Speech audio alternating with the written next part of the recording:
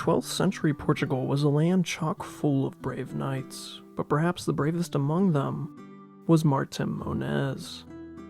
The hero of Lisbon and villain to all doors he may enter. In 1147, as part of the otherwise unsuccessful Second Crusade, the Templar King of Portugal, Alfonso I, conducted a swift and victorious campaign which he hoped to end with besieging the Muslim-controlled city which would one day become Portugal's capital, Lisbon. The coalition crusader force of Portuguese, Germans, Normans, English, and Knights Templar surrounded the city and demanded its surrender, for which the Muslims declined.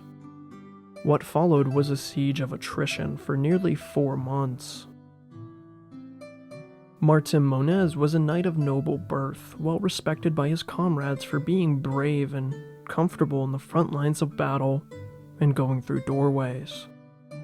Although he was of good birth, we don't know much about the man before his posthumous shining moment.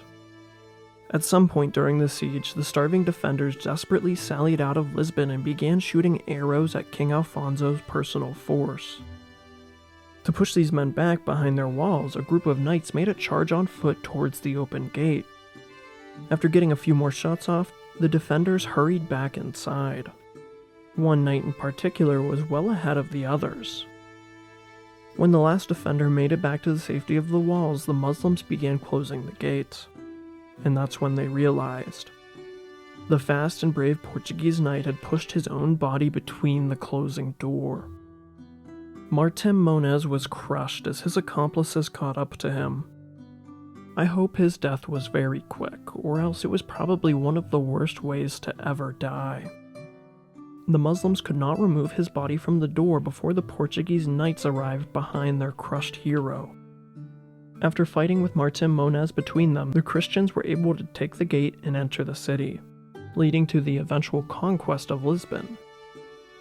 While Martim Moniz is undoubtedly one of the most suicidally bravest men in history, his story and death might not even be real.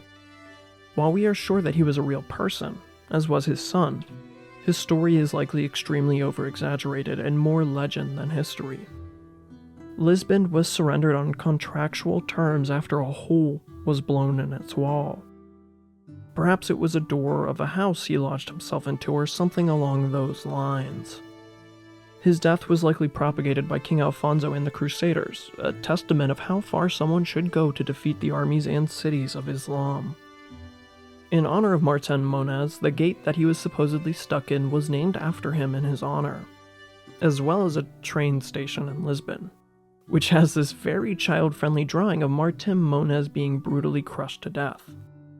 To commemorate Martim Moniz, let's take a look at what Reddit has to say about his death. Jason6 said, "That guy definitely had a side better than the other for the open casket." Spoon Roof said, "Brother, I am pinned here." My personal favorite is what Mouth of the Carp had to say, which was, "The doorway to heaven." If you'd like to support this stoic historian, feel free to do so on Patreon for as little as $1 a month, and join Derek Clark, Savak Leo Nazarian, Taj Guilford, Nickmate Voician, Lazarus Dykos, and Dave J. Or become a YouTube channel member like Derek Clark again, Donald Vincent, and what? Why? Thank you guys again for supporting the channel. I really appreciate it.